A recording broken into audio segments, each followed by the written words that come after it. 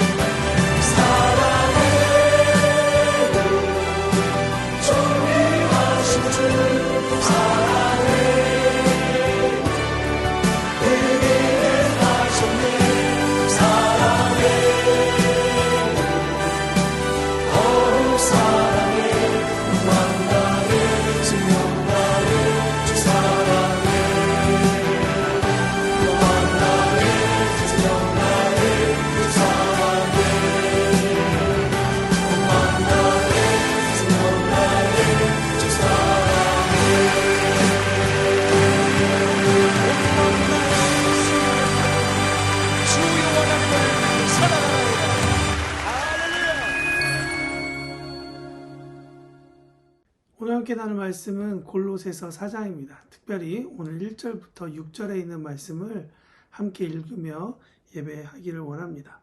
상전들아, 의와 공평을 종들에게 베풀지니 너희에게도 하늘의 상전이 계심을 알지어다.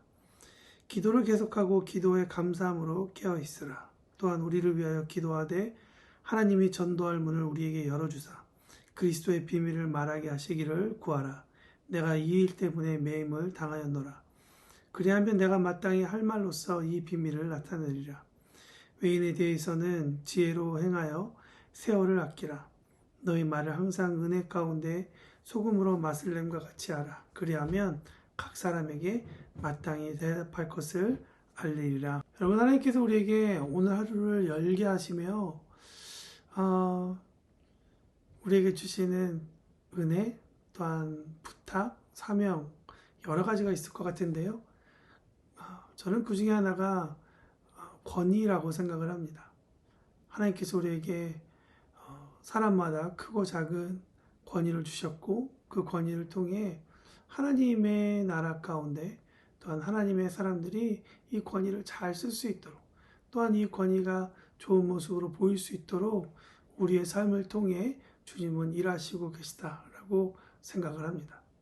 그런 의미에서 오늘 4장 1절을 보면 사실은 골로새서 3장에 연결되어도 충분한 자연스러운 그러한 구절이 굳이 4장 1절에 이렇게 따로 되어 있어서 3장과 연동되는 그런 느낌으로 혹은 3장에서 중요하게 다루었던 내용이 이 4장에서는 혹시 다른 마음으로 새롭게 시작하는 것은 아닌가로 생각해 보게 됩니다. 오늘 1절 말씀에 보면 상전이라는 단어가 번역되어 있는데요. 이 단어는 헬라어 큐리오스라는 단어입니다. 아마 한 번쯤은 들어보셨을 것 같은데요. 바로 제자들이 예수님을 부를 때 사용하던 많은 호칭 중에 하나였습니다. 아마도 이 크리스천 상전들에도 같은 마음이지 않았을까라는 생각을 해봅니다. 종들이나 또 다른 비슷한 친구들이 그들의 이름 혹은 그들의 명칭을 부를 때 큐리오스라고 부를 때마다 크리스천들이 생각했었던 자신들이 주님을 불렀던 그 단어를 떠오르지 않을 수가 없었을 것입니다. 그래서 심중에 예수님께서 말씀하셨던 진정한 상전으로서 큐리오스로서 권위를 갖고 그 권위를 행동하는 사람으로서 어떻게 해야 하는가를 아마 그들은 무겁게 받아들이고 있었던 것 같습니다. 제가 왜 이렇게 말씀을 드리냐면 이 로마 시대에 이 시대에 있었던 사건들이 이런 모습을 우리에게 역사적인 사건으로 기록하여 보여주고 있기 때문입니다. 당시 로마 제국의 인구는 절반 정도가 노예였다고 합니다. 그래서 사회가 잘 움직이기 위해 노예 제도는 합법화되었고 사람들은 이 부분에 대해서 큰 도전 없이 용인하고 살았습니다. 그런데 일반적으로 우리가 알다시피 이 노예가 존중받고 또 이 노예가 사람으로서 그런 인격이 보장받았던 것이 아니라 물건처럼 취급받았고 살아있는 연장, 참 슬픈 단어인데요. 살아있는 연장으로 취급받아서 주인이 노예를 사용해서 이익을 얻으면 되는 것이지 노예와의 관계에서는 우정이나 정의 이런 것들 논하지 않았던 것이 사회의 전반적인 분위기였다고 합니다. 그럼에도 불구하고 노예제도가 합법임에도 불구하고 노예들에게 가혹했었던 로마 사회에서 기독교 정신이 그 사회의 저변에 흐르게 되면서 사람을 노예로 부리는 것이 옳지 않으며 모든 사람은 하나님 앞에서 평등하다라는 사실을 그런 사상을 가지고 크리스천 귀족들이 로마 제국 전반에 많아지면서 사람에 대한 이해와 또한 관계에 대한 새로운 문화를 만들었다라고 역사는 기록하고 있습니다. 말씀을 듣고 행함을 통해 성경이 말씀하시는 그 가치 그대로 살아내려고 노력했더니 세상 속에서 예수 그리스도의 도를 따라 살았던 사람들이 걸었던 길은 놀랍게도 그 사회의 생명적인 놀라운 분위기를 만들었다는 것이죠. 아마 이 역사의 이야기가 오늘 우리에게 주신 이 권위를 다시 한번 생각해 보게 하는 그러한 중요한 단어가 되지 않을까 생각해 봅니다. 예수님께서는 상전들에게 의와 공평, 즉 거룩하지 않은 인간이 예수님의 보혈로 그분의 자녀가 되는 법적 정체성을 받게 되는 일이 그들에게 의의 사건이라면 상전들 또한 공평, 즉 예수님의 십자가로 죄인에서 의인으로 신분이 바뀌므로 자녀가 되었음을 기억하며 그 권위를 잘 사용하라. 주님은 도전하고 있는 것입니다. 오늘 2절 말씀해 보니까 너희에게도 하늘에 상전이 계심을 알지어다 라고 말씀하고 있습니다. 스스로 돌아올 줄 아는 사람이 되어야 되는 것이죠. 분명히 말씀드릴 수 있지만 그 당시 사회에는 노예들을 이렇게 인격적으로 대하지 않아도 법적으로 아무런 제재를 받지 않는 그러한 사회였습니다. 계급의 평준화의 개념조차도 없었고 사람들을 도구 이상으로 생각하지 않는 도구로 생각하는 그러한 사회에서 예수님의 도를 받아 순종하는 것 또한 그렇게 살아내리는 것은 정말이지 놀라운 변화, 사람들에게 있어서 정말 빛과 같은 그런 모습이었다고 우리가 이야기할 수 있을 것 같습니다. 그렇다면 이들이 이렇게 해낼 수 있는, 이들이 살아갈 수 있었던 그 원동력은 무엇이었을까요? 물론 그들의 삶 가운데 저변에 예수님의 도가 그들의 삶의 중심이었다는 사실은 우리가 부정하지 않을 수 없습니다. 그런데 오늘 본문 가운데에서 그런 베이스를 가진 사람들에게 두어 가지로 더 그들이 살아갈 수 있는 원동력에 대해서 이야기하고 있습니다. 2절부터 4절에 기록되어 있는데요. 2절에 보니까 기도를 계속하는 것이다 라고 이야기하는 것이죠. 우리의 권위를 잘 쓰기 위해 해야 할 첫 번째 행동은 바로 기도를 계속하는 것입니다. 여러분, 기도는 하나님과의 대화죠. 기도를 할 때 어떤 유익이 있습니까? 저는 간절히 구하는 바에 대해서 계속 기도하기 때문에 바라게 되고 방향을 향하게 된다라고 생각합니다. 예수님께서 특별히 의와 공평을 베풀라고 그 종들에게 베풀라고 하시니 그 말씀이 자신의 삶이 되도록 아마 크리스천 상전들은 고민하며 기도했을 것입니다. 그러다 보니 사회의 어떤 분위기와 상관없이 자기가 베푸는 권위는 주님의 의와 공평 가운데 그들의 삶이 영향력을 미치게 되었다는 것이죠. 그런데 오늘 본문은 기도를 해라 라고 해서 끝나는 것이 아니라 기도를 계속해라 라고 말씀하고 있습니다. 이 계속하다라는 의미가 조금 더 중요할 것 같은데요. 계속하다로 번역된 헬라어 단어는 어떤 것에 대해서 인내하고 끈질기게 성실하게 나아가라, 성실해라 라는 의미를 가지고 있습니다. 또한 이 단어는 진지하다라는 그런 의미를 가지고 있는데요. 다시 말해서 진지하게 기도해라 라고 이야기할 수 있는데 그것은 바로 마음을 굳세게 하라 라는 의미로 더 우리가 해석될 수 있을 것 같습니다. 여러분, 굳세어지기 위해서 필요한 것은 무엇이죠? 반복하는 것입니다. 반복하고 반복하다 보면 단단해지는 것이죠. 4장 1절을 중심으로 이 단어를 해석해 보면 바르지 않는 사회 문화 가운데에서 예수님의 도를 따라 신분을 한 사람에게 의와 공평, 존중과 존귀함으로 대하는 일에 주님의 도전에 그렇게 살기 위해서 반복하고 반복해서 마침내 자신의 삶으로 살아내는 것이 바로 주님께서 주시는 도전이라고 오늘 본문 말씀은 이야기하고 있습니다. 가정에서, 직장에서 우리는 권위를 가지고 사람들에게 대하고 또 영향력을 미치는 그러한 사람입니다.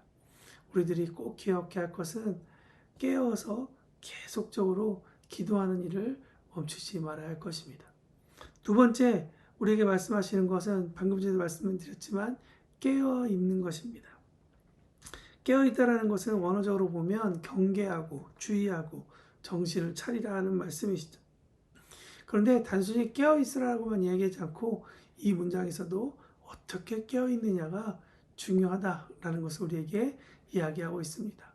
본문은 특별히 감사함으로 깨어 있으라라고 이야기합니다. 감사로 번역된 헬라어는 조금 더 능동적인 의미를 가지고 있습니다. 내가 무엇을 감사한지를 찾고 구하고 돌이켜보고 마침내 그 받은 은혜를 의도적으로 감사하는 것이 필요하다라고 이야기를 하고 있는 것입니다. 은혜를 마음 가운데 새기고 표시해 주어야 한다는 것입니다. 여러분, 그래서 아침마다 하는 감사의 기도는 매우 중요하다라고 이야기하는 것이죠. 내가 어떤 자인지, 은혜 받을 수 없었던 자가 은혜를 받게 됐기 때문에 나 또한 은혜를 베푸는 자로, 나의 선한 권위를 흘러보내는 자로 주님께서 세우셨다 라는 것을 우리가 기억하면서 그 마음으로 행동할 때 우리의 삶 가운데 놀라운 변화가 일어나게 되죠. 주님이 이것을 우리에게 말씀하고 계시는 겁니다. 사랑하는 교회여, 감사함으로 깨어 있읍시다. 마지막으로 세 번째, 주님께서 우리에게 하시는 도전은 말을 소금으로 냄과 같이 하라 라고 말씀하고 있습니다. 6절 말씀해 보니까 너희 말을 항상 은혜 가운데서 소금으로 맛을 냄과 같이 하라. 그리하면 각 사람에게 마땅히 대답할 것을 알리라. 적절하게 소금을 친다, 적절하게 말한다, 적절하게 표현한다는 것은 정말 우리에게 참 어려운 이야기입니다. 사도 바울이 고백하듯이 안으로부터 나오는 우리의 것들은 모두가 다 부정적이고 악한 것, 죄의 법밖에 없는데 우리가 어떻게 옳은 말을 할 수 있을까요? 우리 가운데 어떤 선한 것도 없다는 것을 기억하며 우리가 살 수 있다면, 우리가 무언가 다른 사람들에게 영향력을 미칠 수 있다면 그 모든 것은 주님의 은혜고 주님으로부터 배운 것을 우리가 나눠야 된다는 것을 이야기하고 있다는 것입니다. 오늘 이 아침에 여러분께서 말씀을 듣고 직장으로 또한 가정에서 여러분의 권위 또 여러분의 위치에서 크리스천으로서 행동하실 텐데요. 하나님께서 주시는 마음을 가지고 그 권위를 가지고 정말 멋있게 살아내는 우리 모두가 되었으면 좋겠습니다. 그래서 정말 주님을 기쁘게 해드리는 권위자, 주님의 마음을 기쁘게 해드리는 선생, 주님의 마음을 기쁘게 해드리는 정말 빛 비추는 소금의 역할을 감당하는 우리 모두가 되었으면 좋겠습니다. 그 일을 위해 우리가 함께 기도하면 좋을 것 같습니다. 또한 우리가 청년들을 위해서 기도할 텐데요. 그들에게 젊은 시절부터 권위를 갖게 하시고 또 권위를 준비하게 하는 일들을 준비케 하시는데요. 정말 이 권위에 대한 올바른 정의를 붙잡고 꿈꾸고 준비하고 또 그것을 바라는 우리 청년들이 되었으면 좋겠습니다. 그래서 하나님께서 그들에게 어떤 위치를 주셨을 때 정말 아름다운 리더십들이 또 이 땅을 이끌어가는 귀한 일들이 그곳에서 일어나는 그런 일들이 우리 청년들로부터 시작할 수 있도록 오늘 청년들을 축복하고 기도하는 그런 하루가 되었으면 좋겠습니다. 오늘 하루도 승리하는 우리 모두가 되기를 축복합니다. 다 같이 기도하겠습니다.